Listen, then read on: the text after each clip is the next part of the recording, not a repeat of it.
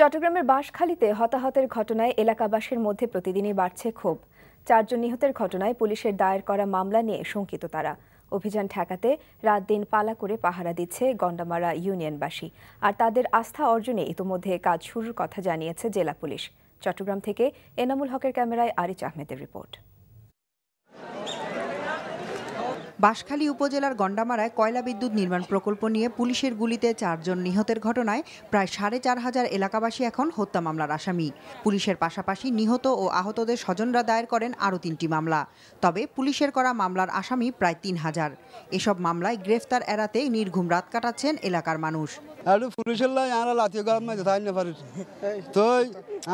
দুঃখিত মানুষ আবার লাইফে যদি ঘুম জানি না পারি আর দিনের মধ্যে খাসান খানো করিম না ধরি পুলিশের দাইয়ের আর গুলিগালা করি আর বাইবেন ধর মারা গিয়ে ইয়ার ফর আর পুলিশে আল্লাহ গুনদিন নারীর বজি আল্লাহ নির্যাতন করিব হর ঘর ঘর। যেখানে আপনার ডেলি 100 মন কয়লা জ্বললে একটা ব্রিক ফিল্ডের চতুর্দিকে অবস্থা খারাপ হয়েছে। আপনি আমার বক্তব্য শুনেছেন। 10,000 মেট্রিক টন কয়লা জ্বললে দেশের অবস্থা কি হবে, এলাকার অবস্থা কি হবে। এদিকে ঘটনাস্থল পরিদর্শন করে নির্বিঘ্নে চলাফেরা ও পুলিশকে প্রতিপক্ষ না ভাবতে এলাকাবাসীর প্রতি আহ্বান জানিয়েছেন সহকারী পুলিশ সুপার।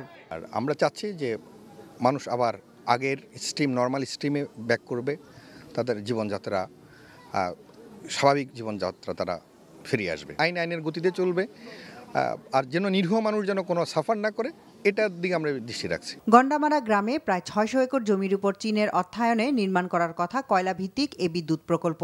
গত 4 এপ্রিল এ প্রকল্পের বিরোধিতা করে এলাকাবাসীর সমাবেশে হামলার ঘটনায় 4 জন নিহত ও অর্ধশত লোক আহত হয়।